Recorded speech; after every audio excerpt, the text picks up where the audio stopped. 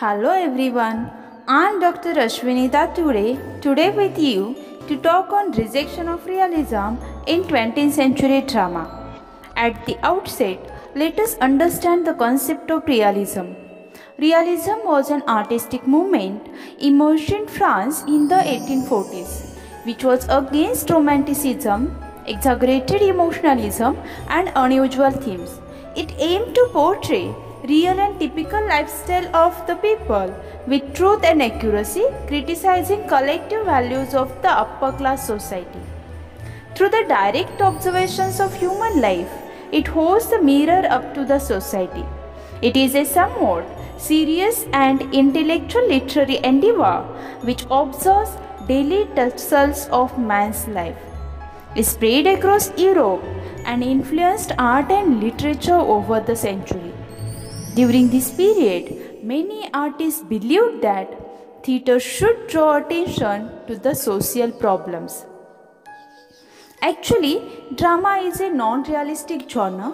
As Branko Gravella notes, realism is too limited and too narrow to fill the large spiritual space which the stage presents. Though realism is kindly associated with the novel, 19th century dramatists turned to realism to avoid degradation of drama and revitalize it. You know very well that novel narrates and drama presents. So according to the theatre practitioners, it would be better to express the truth on the stage. Hence, in the jargon of the theatrical world, according to Johann Ristic, realistic drama is often called the art of the novel on the stage. So drama in the New World can be divided into two broad categories as realistic and unrealistic drama. As you know, Henrik Ibsen, a Norwegian playwright, is known as a forerunner of the realistic drama. His social dramas are the depiction of social reaction against the various problems. He wrote almost 13 realistic plays, one after other, delineating real aspects of the society.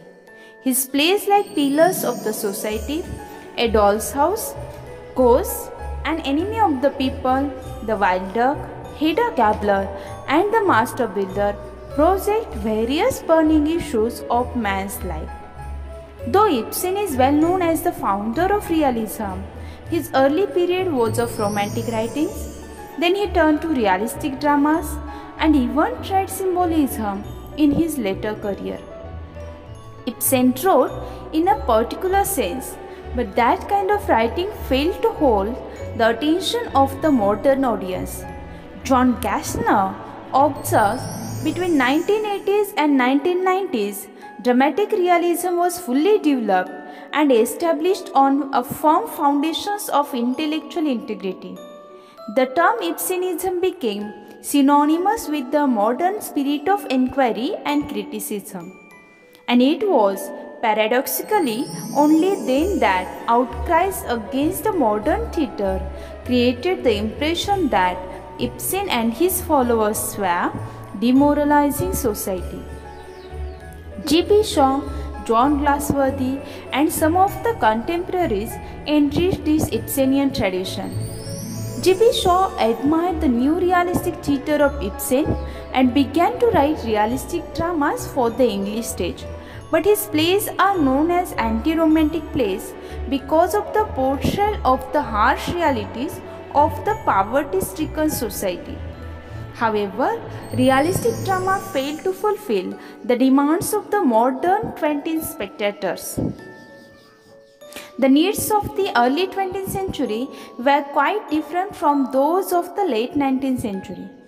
Due to the impact of scientific and technological inventions, political upheavals, theories like Marxism and revolutionary books like Charles Darwin's Origin of Species, the tastes of the people undergo a drastic transformation. And that's why, along with realism and anti-romanticism, other trends also became visible in modern drama, such as psychological and dream plays of Strindberg, poetic realism of Chekhov, the inner drama of Pirandello, anti-Aristotelian plays of Bertolt Brecht, and poetic drama of T.S. Eliot. While Ibsen was perfecting realism, the world was demanding a new drama based on Darwinism, and that is naturalism, which believes that all forms of life develop gradually from common ancestry. Encyclopedia Britannica informs that naturalism in literature extended the tradition of realism, aiming at an even more faithful, unselective representation of reality, a variable slice of life presented without moral judgment. But naturalism differed from realism in its assumption of scientific determination, which led naturalistic authors to emphasize man's accidental, physiological nature rather than his moral or rational qualities. So, individual characters were seen as helpless products of heredity and environment, motivated by strong institutional drives from within and harassed by social and economic pressures from without. Émile Zola, August Strindberg, Anton Chekhov, and Nikolai Gogol are the major practitioners of naturalistic drama. However, the early decades of 20th century demanded shift from realism and naturalism and resulted into anti-realistic and non-naturalistic plays. Non-naturalism means departure from a lifelike representation of everyday life. So, the drama shifted from realism and naturalism to expressionism and the epic theatre. An expressionist drama is non-realistic or super-realistic type of the play that uses various external effects to represent internal states of mind. It presents the world from a subjective perspective instead of objective observations. August Strindberg, a Swedish playwright, combined psychology and naturalism in a new kind of European drama that evolved into expressionist drama. Earlier, he was a realist, but later in his career, he moved away from realism into more symbolic work such as the Ghost Sonata.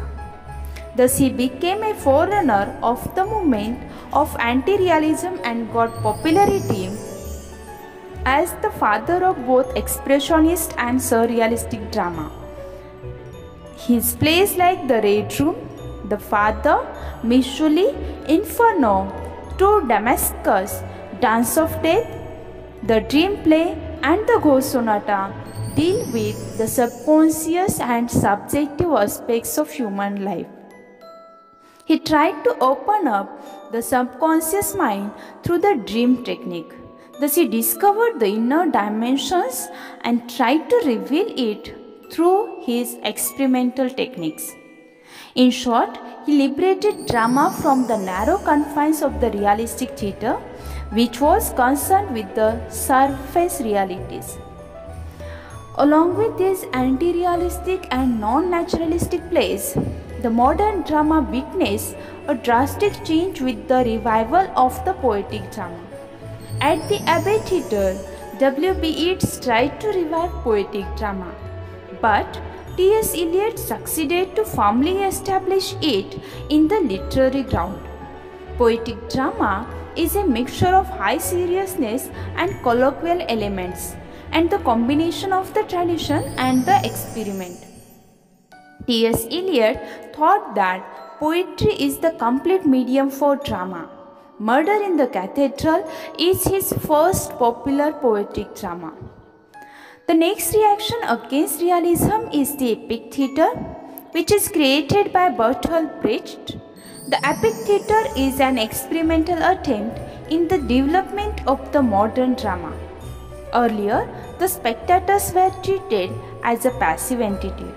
They were always kept in darkness, but the epic theatre gave space to the audience to be an active part of the theatrical performances. This theatre challenged the established notion of treating audience as a submissive entity and treated audience as an intellectual property who can comment, suggest and react at the performance while it was going on. Through the alienation effect, it distances audience from the emotional involvement in the story. Brecht believed that theatre should not appeal to the spectator's feelings but to his intellect. Thus, this dramatic mode uses the stage as a place for instruction and education. It has an intellectual base and is concerned with treating social or political issues of the time. Moreover, an Italian playwright, Luigi Pirandello, reacted against realism and turned to revelation and depiction of inner life. He thought that realism is a subjective and so it cannot give an objective picture of the society. He suggested that every person has a double-faced personality and so there is a constant game between appearance and reality. His plays like Six Characters in Search of an Author attack the fixed concept of reality through symbolism and psychological probing into inner dimensions. Thus, he extended the boundaries of realism through his expressionism and surrealism, and for that he used the technique of meta-theatre, which is even called as meta-tragedy, through which he focused on role-playing and the relationship between reality and theatrical illusions. As you know, Luigi Pirandello and Jean Genet wrote famous meta-tragedies. The second post-World War period reacted against realism through the theatre of absurdity. This theatre of absurdity extended the idea of existentialism and expressed what happens when human existence has no meaning or purpose. Martin Esslin coined the term in his 1960s essay, The Theatre of the Absurd, while Eugenie Ionesco defined it as that which is devoid of purpose, cut off from his religious, metaphysical and transcendental roots. Man is lost. All his actions became senseless, absurd, useless. Samuel Beckett, Eugenie Ionesco, Jean Genet, Arthur Adamo, Harold Pinter, Tom Stoppard, Luigi Pirandello, Edward Albee and Badal Sarkar are few absurd dramatists. The theatre of absurd comprises all literary trends like symbolism, Dadaism, surrealism, theatre of cruelty and expressionism, and emphasizes the absurdity of human existence by employing disjointed, repetitious and meaningless dialogue, purposeless and confusing situation, and unrealistic or illogical development of the plot. Language of the theatre also underwent the evolution, and silence and pauses took the place in the drama. With these all new dramatic forms and innovative techniques, drama detached from the realist theatre. To sum up, 20th century theatre experienced experimental drama, which encompasses many literary movements. It has rejected narrow confined realism and comprised various new techniques and trends, inventing new ways to express modern and postmodern sensibilities. Wider rejection to realism received because of its limitations in freedom of expression. Moreover, realism failed to comprehend the modern and scientific development and its complexities. So, naturally poetic and mythical themes got an upper hand and a strong rejection to realism was noticed.